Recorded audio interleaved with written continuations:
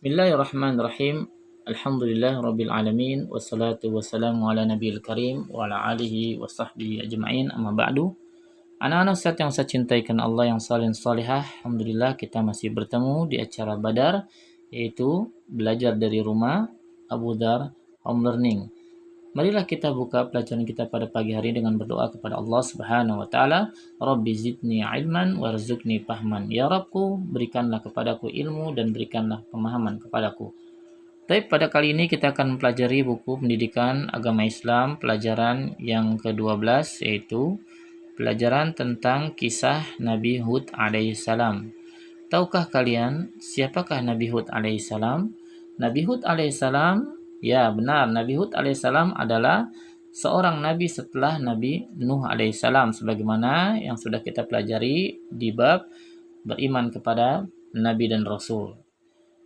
Nabi Hud alaihissalam Allah utus kepada sebuah kaum yang bernama kaum Ad, sebagaimana firman Allah Subhanahu wa taala, wa ila 'adin akhahum huda qala ya qaumi ibudullaha ma lakum min ilahin ghairuh in antum illa muftarun. Dan kepada kaum Ad kami mengutus saudara mereka yaitu Hud. Dia berkata, wahai kaumku, sembahlah oleh kalian Allah. Sebenarnya tiada Tuhan bagi kalian selain Allah, dan kalian hanyalah orang-orang yang mengada-ngadakan perkara-perkara yang dusta terhadap Allah. Quran Surat Hud ayat yang ke-50. Tahukah kalian siapakah kaum Ad tersebut?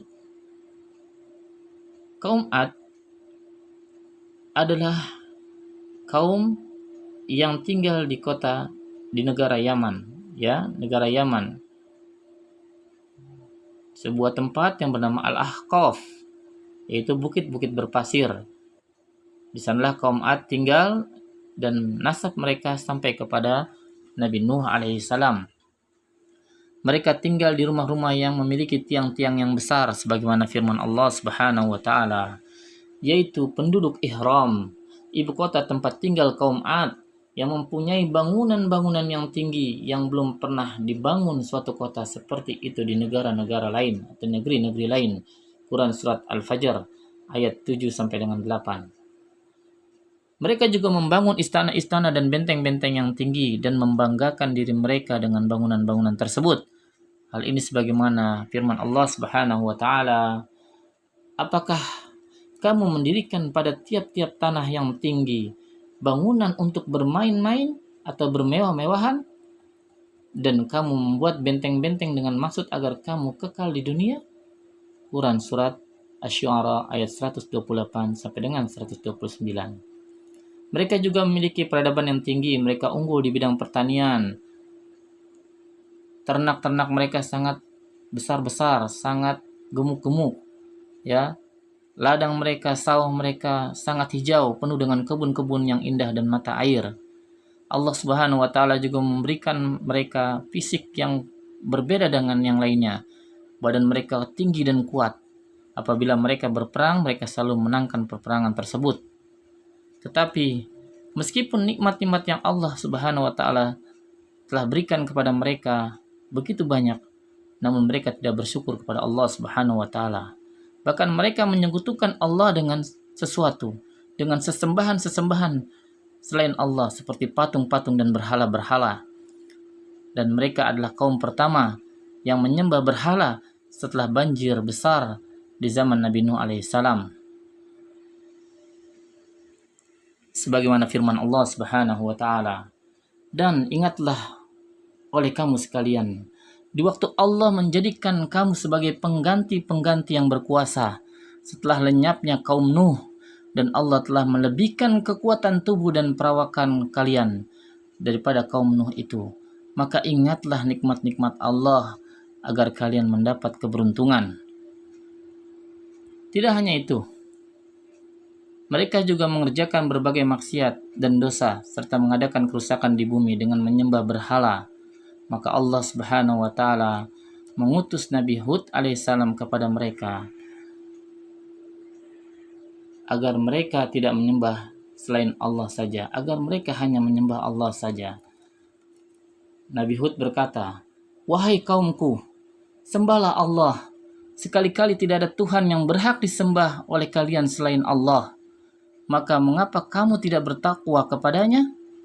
Quran Surat Al-A'raf ayat 65. Mereka pun bertanya-tanya tentang keadaan diri Nabi Hud alaihissalam. Siapakah sebenarnya engkau, wahai Hud, sehingga mengatakan kata-kata seperti itu?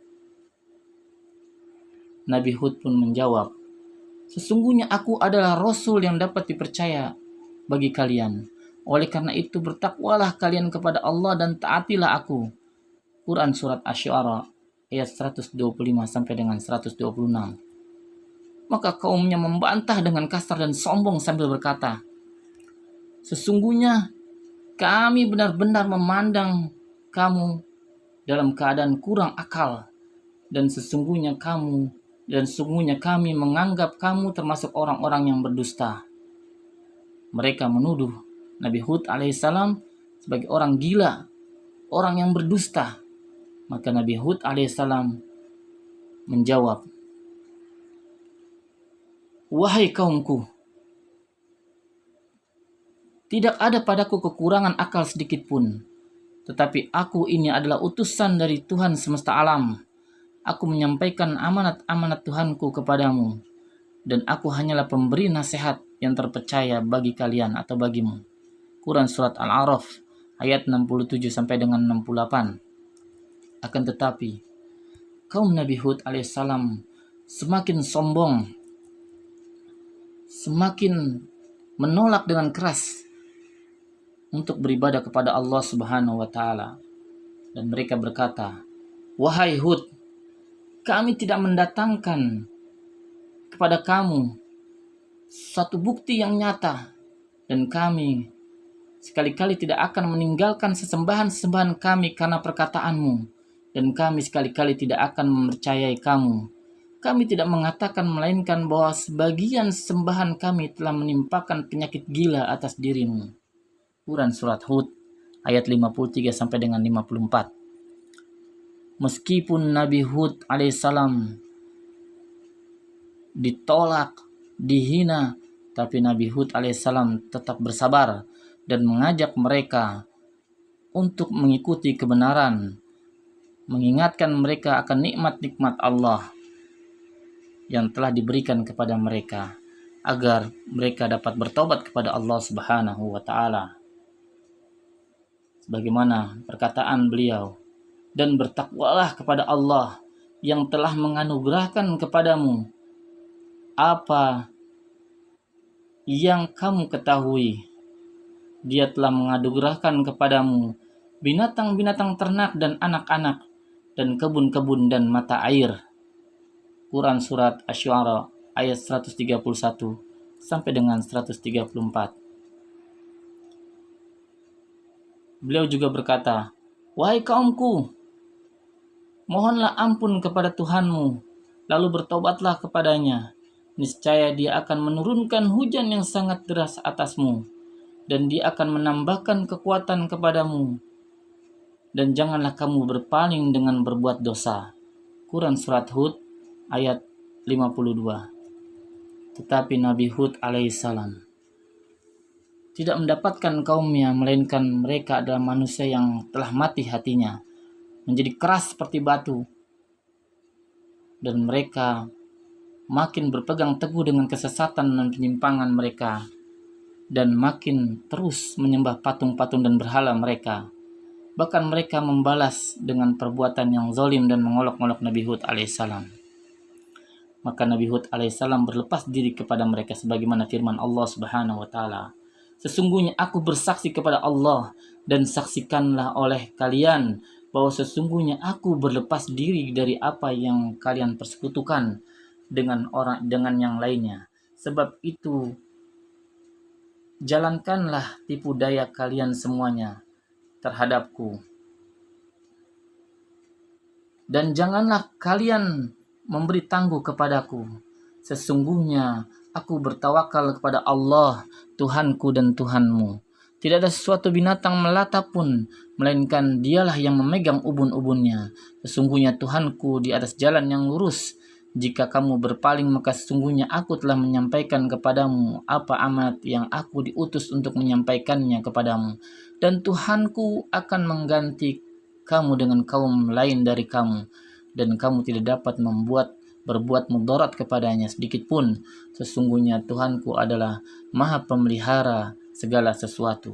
Quran Surat Hud ayat 54 sampai dengan 57. Kemudian berikut azab yang ditimpakan oleh Allah Subhanahu wa taala untuk kaum Ad.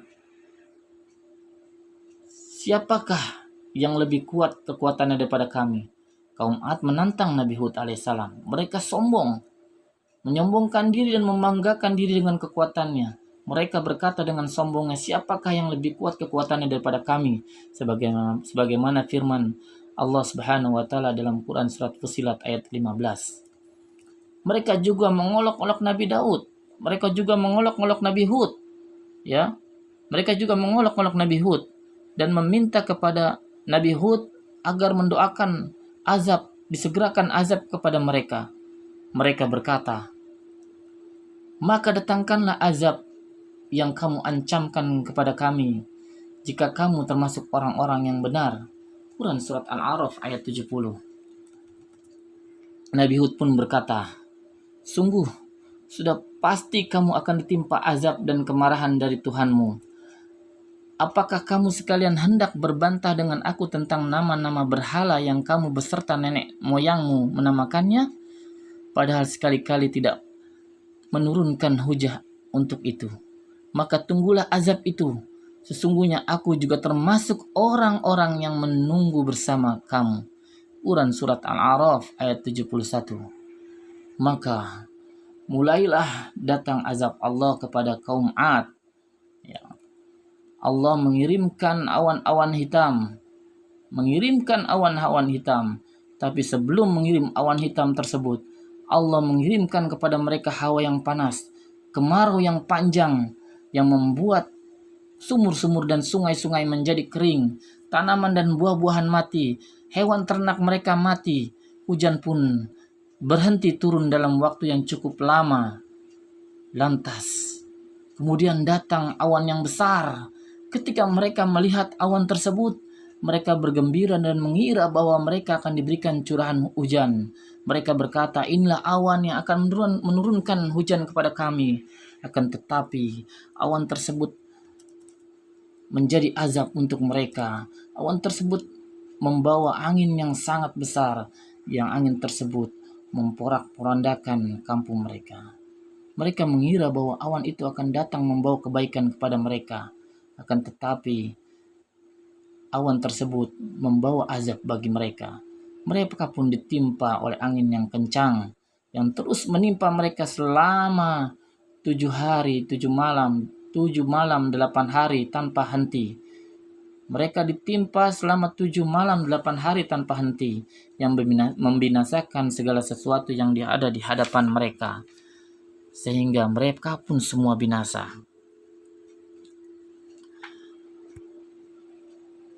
Maka mereka melihat azab itu berupa awan yang menuju ke lembah-lembah mereka. Berkatalah mereka, inilah awan yang akan menurunkan hujan kepada kami. Bukan, bahkan itulah azab yang kamu minta agar datang dengan segera, yaitu angin yang mengandung azab yang pedih, yang menghancurkan segala sesuatu dengan perintah Tuhannya. Maka jadilah mereka tidak ada kelihatan lagi kecuali bekas-bekas tempat tinggal mereka. Demikianlah kami memberikan balasan kepada kaum yang berdosa. Quran Surat Al-Ahqaf ayat 24. Dan Allah Subhanahu wa taala menyelamatkan Nabi Hud alaihissalam dan orang-orang yang beriman. Dan mereka kaum Ad alaihissalam, kaumnya Nabi Hud alaihissalam, mereka dilaknat oleh Allah dan mereka selalu diikuti dengan kutukan di dunia ini dan begitu pula di hari kiamat.